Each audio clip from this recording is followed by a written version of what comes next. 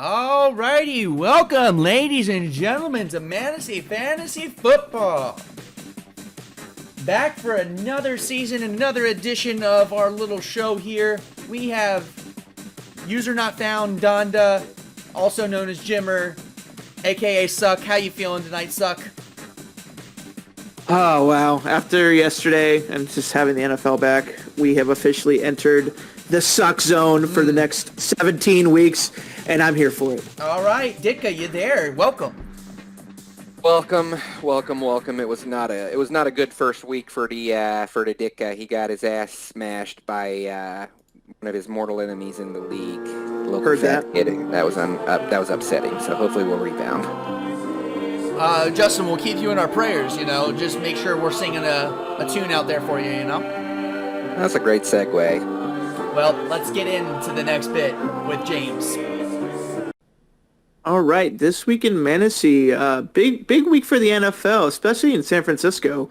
Rookie Elijah Mitchell taking over the running back role for San Francisco when Mozart went down and now is officially on the IR for the year.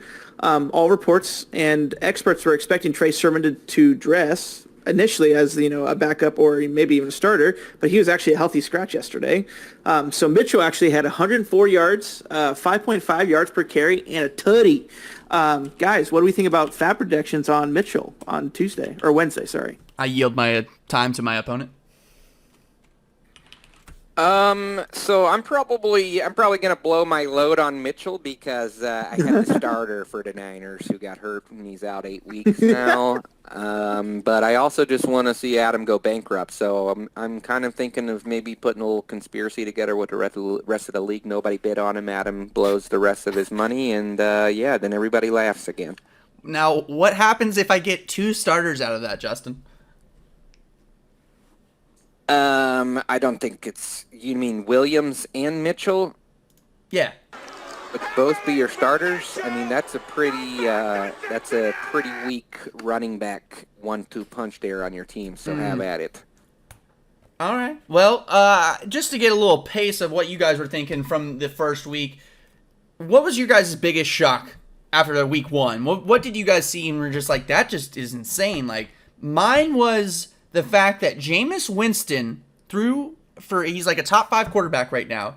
He threw 5 touchdowns on 150 yards. How is that possible? He also had 14 completions, so 5 of those touchdowns was a third of his touchdowns. That makes no sense. Of his total completions, sorry. We were actually watching Red Zone yesterday, and we were actually blown away by that stat. Can't get over that.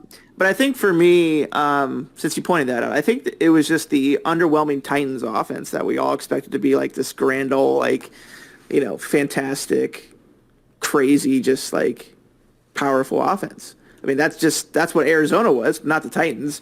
But is it Titans having...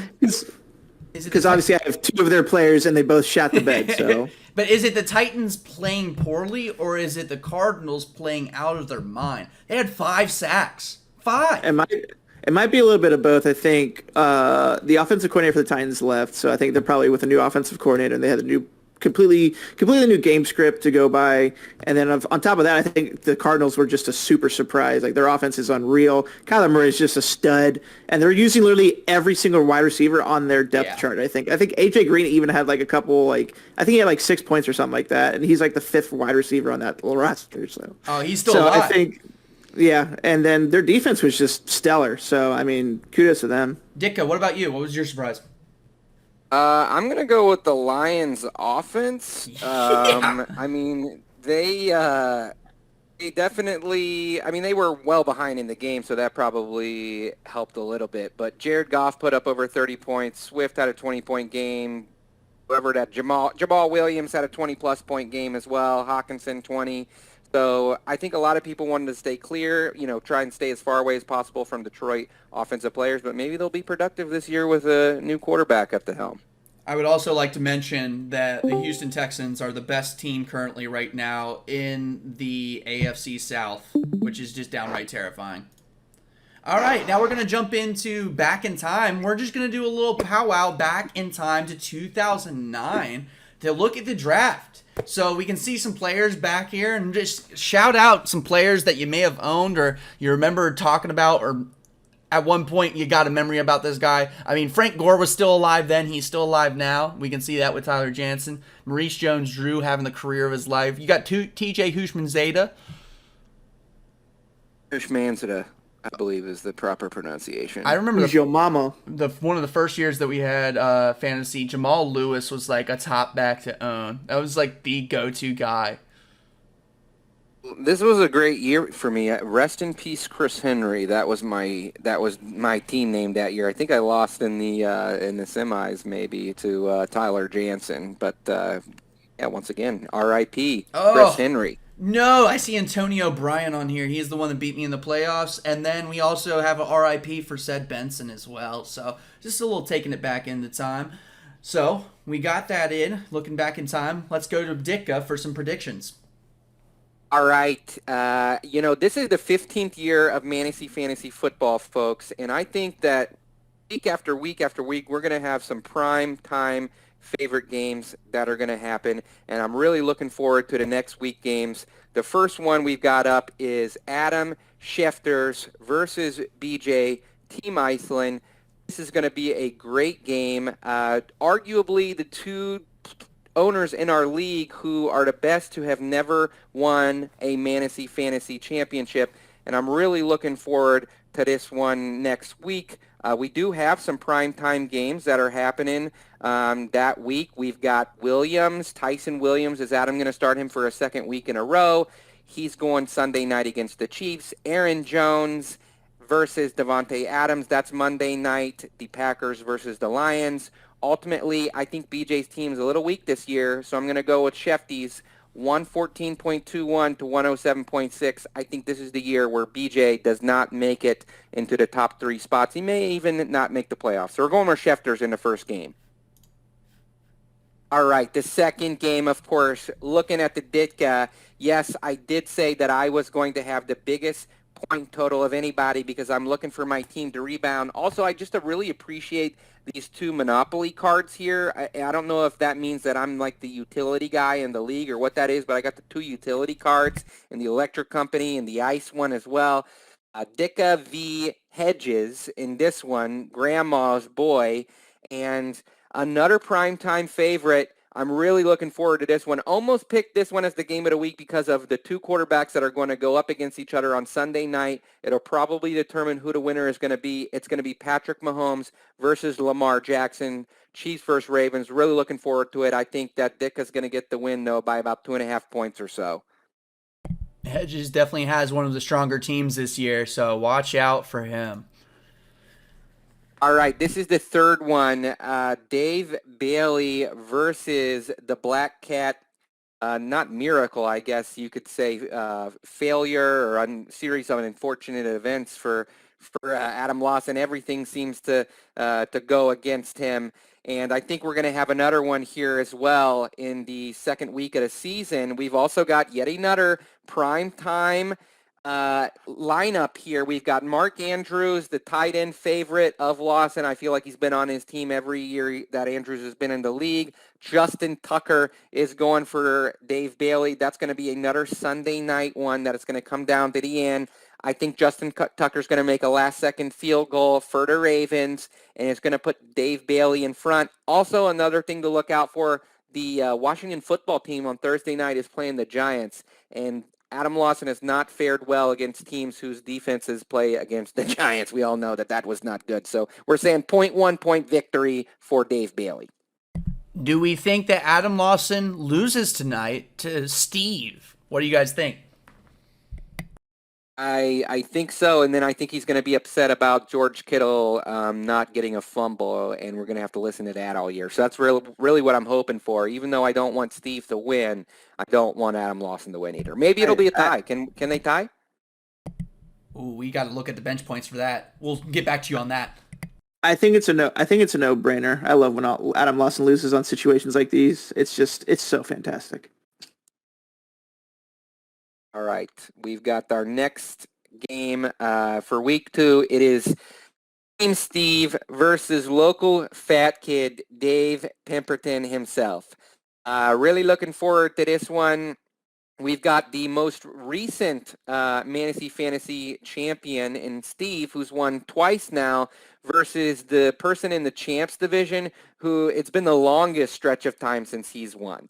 The last time that David Pemberton won a Mantasy Fantasy championship, George W. Bush was president. We are now on our third president since him, so it's been quite a long time for him. There are rumors that he's going to be kicked out of the champs division into the chumps division next year. Of course, we've got more primetime games, I believe, for this one next week. Actually, we do not. Well, we do. We've got the Baltimore defense. I don't think that Steve's going to play him against the Kansas City Chiefs. Let's be real. Haven't even looked at the comparison between these two. I really butchered this prediction. I just don't like David. We're going to go with Steve 131.8 to 112.69. And then we've got the game of the week. The potential preview of the Turd Bowl, folks. We've got James versus Jeff Carr, and the Locked On Reds podcast host, I do believe, is going to take down James just by 4 points.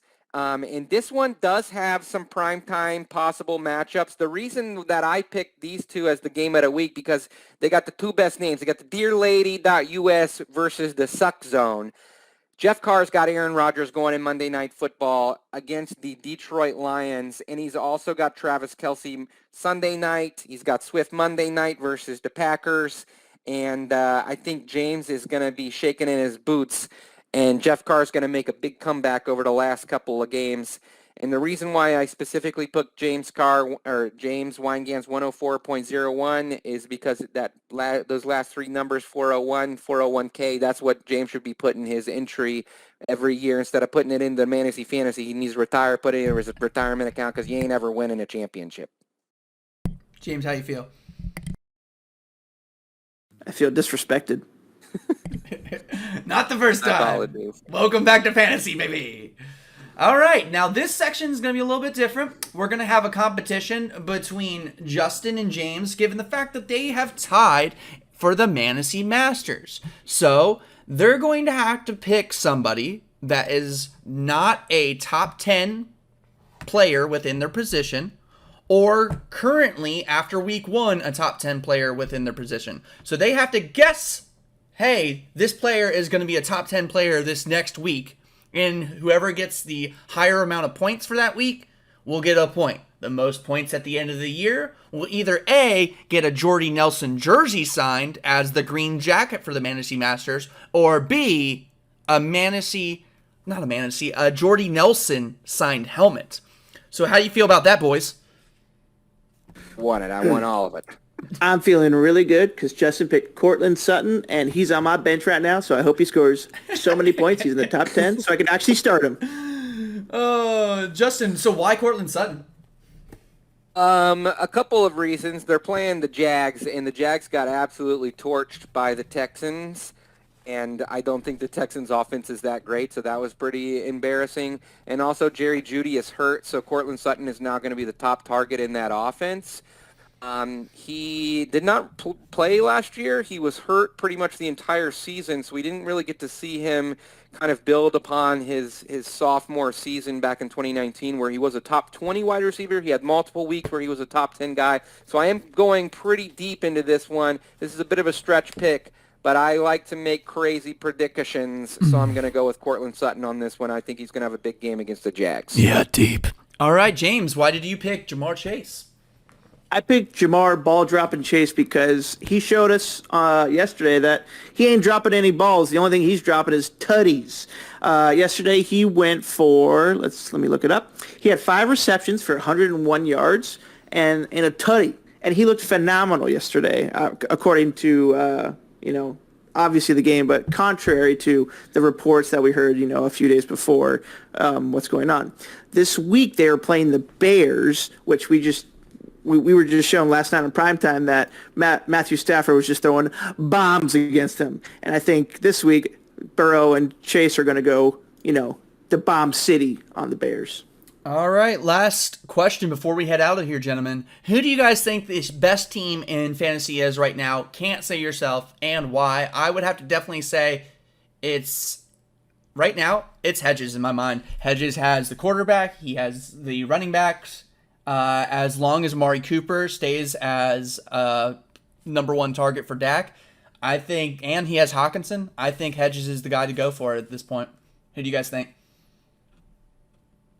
I'm the guy that says until you take down the champ is number one. So I'm gonna go with Steve. Yeah, when you have Tyreek and CMC, that's just not a fair lineup. You're shitting your pants every night. Jerry Judy's hurt, but we'll see. Yeah. I'm going to go ahead and say Bailey. He absolutely made my asshole gaping this week. When you look at his lineup on paper, I mean, it's just really just lights out. I mean, two phenomenal running backs, a phenomenal quarterback, two of the top five probably wide receivers, arguably, and then Antonio Brown obviously just went off this week as well. And I mean, his depth is pretty good as well. So I think he's just. I don't know. He's been very consistent every year, unlike me. I have been very consistent. I've been consistently bad, and somehow I continue to do that. And I need to go to therapy and figure this shit out. Listen, don't beat yourself up. You had several seasons in a row where you finished third place. Okay. I know, but you peaked. You were consistently mediocre for a while. Every year fantasy, I really come out of the draft. I'm like, did I really draft that well? Like, well, right on, gents. Thanks for joining us, and until next week.